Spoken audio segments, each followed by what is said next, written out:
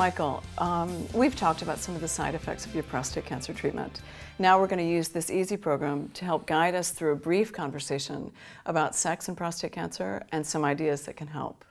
At the end of the conversation, I will give you a sheet with more detailed information and resources. Okay. All right.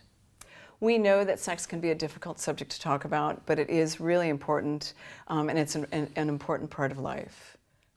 Well, I mean, it's not something that's really on my mind at the moment. I mean, I'm much more concerned with getting rid of the cancer. Right, and that's totally understandable. And what the treatments are doing at the minute are doing just that, working to get rid of the cancer.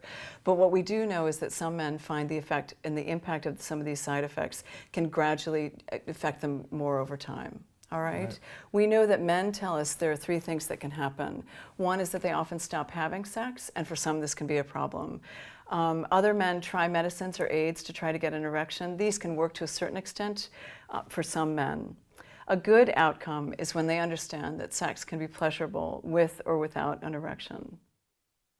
There are some questions on the next page. Just to reassure you, none of this is being recorded. It's just to make sure that the answers that we get are going to give us the best information for you. Fine. All right. So tell me again, Michael, the treatments that you've had? I've had radiotherapy and hormone therapy. Right, okay. And the radiotherapy is continuing, or is that completed? I finished the radiotherapy about 4 weeks ago. Great, okay. And your hormone treatments? Yeah, still on the hormones. Still on the hormone treatments, okay, for another while. We know that changes to sex life with prostate cancer can affect you as an individual, but can also affect couples. Do you currently have a partner? Yeah, I'm married. My wife couldn't be at the appointment today, though. Okay, and what's her name? Sarah. Okay, it's really important that Sarah also gets some of this information. So if you can share some of the things that we're talking about today, that might really help. Right. Okay, good. Based on your treatment, there are different side effects that you may experience at different stages. Here are some of the side effects that you may feel the impact of as you go through your prostate cancer treatment. Are there any of these that you'd like some more information about? Well, I have noticed that I've been less interested in having sex, but I'd put that down to being on the treatment. Yeah, and that's absolutely right. The treatment that you're on has affected the level of testosterone in your body. This has had an effect on your sex drive, which is maybe what you've been experiencing. Even if you have less of a sex drive, you can still feel pleasure, which is important to remember, and it's important to try to stay physically close as you can, all right? And anything else that you'd like a bit more information about today? Well, I mean, it's not happened to me so far, but I would be concerned about changes to erections. Right, okay, let's take a look at that. We know that after radiation and hormone treatments, your natural erections will gradually grow less firm.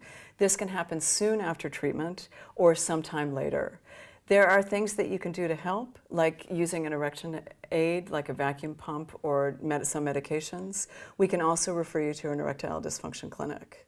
Okay. All right, hopefully that helps. What do you think about some of the things we've spoken about today? Well, I mean, it's a bit of a shock, really, because no one has said any of this to me before. Okay, so. Okay.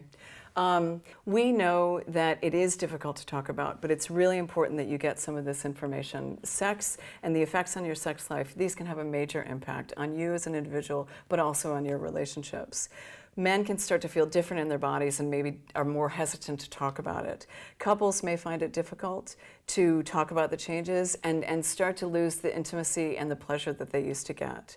It's normal to feel frustrated, but it is important to remember that there are things that you can do that can help. Okay. All right.